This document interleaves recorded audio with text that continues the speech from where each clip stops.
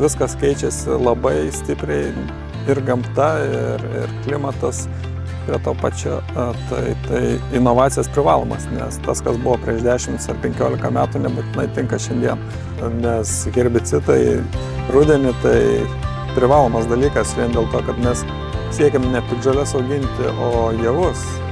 Pradėti žiūrėti savo laukus jau arba pradėti purkšti būtų galima jau nuo 1 lapelio kviečių iki 4. Tame tarpe yra geriausiai pagaunamos piktžolės bedygstančios, išdygusios ir nepradėjusios dar labai bujoti.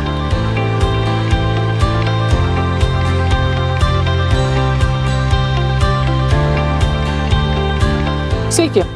Šiandien susitikom Pagėgių savivaldybėje pas ūkininką Tomą Ambrozą ir pakalbėsim apie rudeninius herbicidus.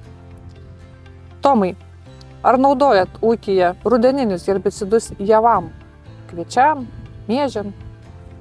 Kas be ko, nes herbicidai rudenį tai privalomas dalykas vien dėl to, kad mes siekiam ne piktžoles auginti, o javus. Ir mes siekiam jų daugiau, kokybiškesnių, todėl herbicidai privalomi, mano požiūriu, visada.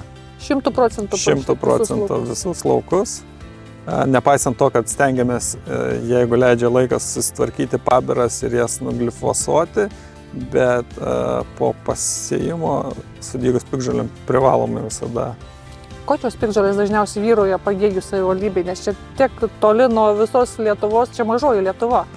Lietuva tai mažoji, bet piktžolių pas mūsų yra iš visos Lietuvos ir turbūt visas spektras. Tai kad kažkokias tenais išskirti pavienės, nežinau, galbūt pačiai kas labiau įkrito, nes mano požiūrį ten visas spektras. Taip, turit šeryčių, vienmetę miglę pagrindė turbūt iš vienstilčių, ar ne, kiek pastebėjau, našlaitės daug yra.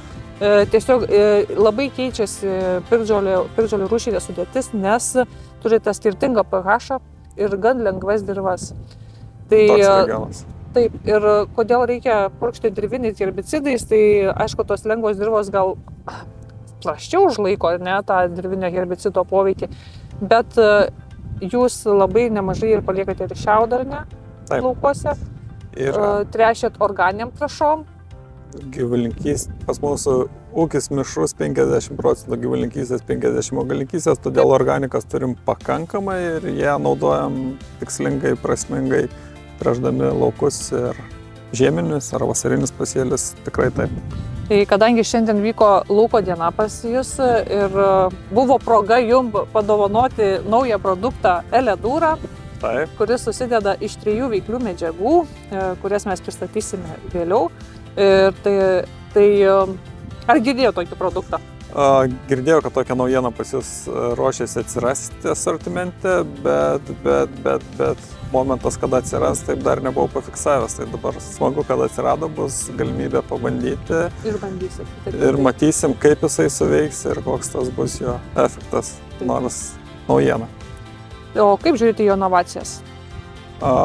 Vienareikšmiškai, nes viskas keičiasi labai stipriai ir gamta, ir klimatas prie to pačio, tai inovacijos privalomas, nes tas, kas buvo prieš 10 ar 15 metų, nebūtinai tinka šiandien. Dėl inovacijos reikia žiūrėti, stebėti ir tik tais klausimas jas atsirinkti. Yra sudėtingas vien dėl to, kad tų inovacijų pastaruoju metu labai daug ir labai daug čia tų informacijų, bet katros yra teisingas, katros tikrai veikiančios, tai va tas atsirinkimo problema šiek tiek yra, kuo toliau, to didesnė. Ačiū Tomai. Tai paklausysim toliau mes Cortevos atstovo rekomendacijas naujam produktui Eledura. Sveikas Ryti. Labas, Gabriel. Tai ką čia kapstai?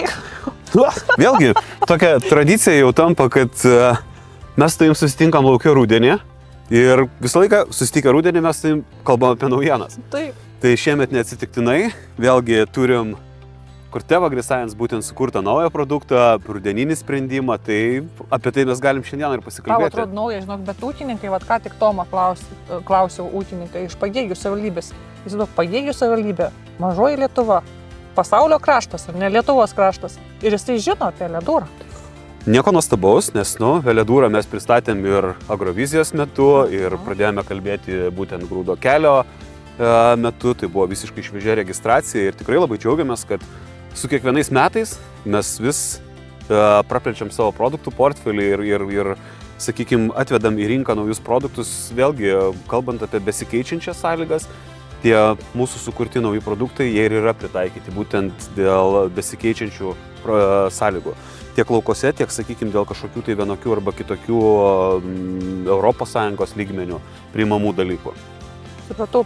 Tai dabar vis tiek, kadangi naujas produktas ar neatrodo veikliosios medžiagos, sakykime, ūkininkam tos pačios, ne? Jos yra pažįstamos, tai yra puikios veikliosios medžiagos, tai yra diflufenikanas, prosulfokarbas ir Areleksas arba, jeigu moksliniu pavadinimu, tai yra haloksifenmetilas.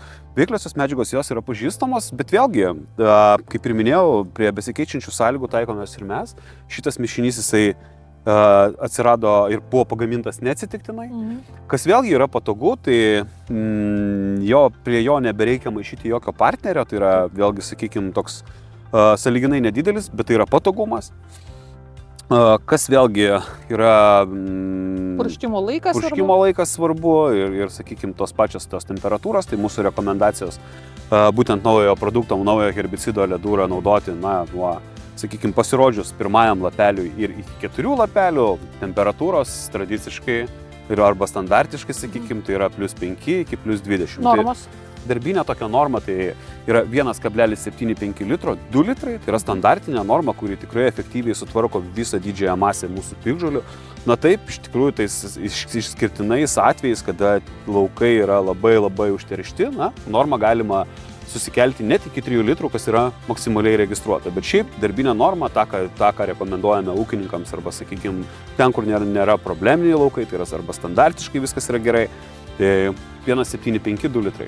O piktžolių spektras vis tiek daug bandymų turi. Vėlgi, kaip ir kalbėjom apie veikliasias medžiagas, veikliosios medžiagos tai yra mums puikiai pažįstamos ir iš principo jos ima tiek 1 skiltės, tiek 2 skiltės. Tai yra kompleksinis sprendimas rudenį ir vėlgi, grįžtu prie to, kad sąlygos yra besikeičiančios, netgi žemės dirbimas yra nebe toks, koks buvo 10 metų atgal ir grįšim su tuom, šitie produktai yra pas mus, tam jie ir yra kuriami, kad vieno herbicidinio purškimo labai dažnu atveju nebeužtenka. Aš kalbu apie pavasarį. Taip.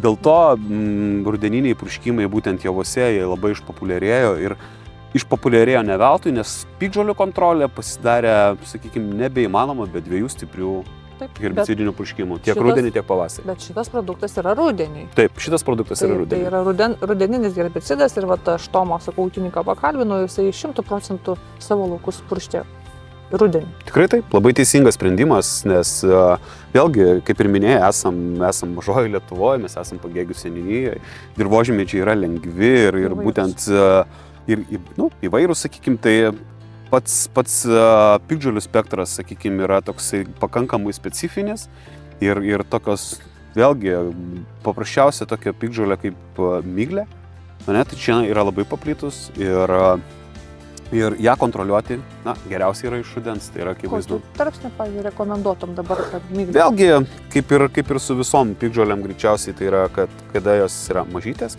ir aktyviai auga, tai dažniausiai sutampa su tarpsniu, kaip kvietys būna vieno lapelio, sakykime, tame tarp, vėlgi priklausomai nuo pačių augimo galbūt sąlygų, bet pradėti žiūrėti savo laukus jau arba pradėti purkšti būtų galima jau nuo 1 lapelio kviečių iki 4. Tai tame tarpe yra geriausiai pagaunamos, sakykime, piktžolės bedygstančios, išdygusios ir nepradėjusios dar labai bujoti.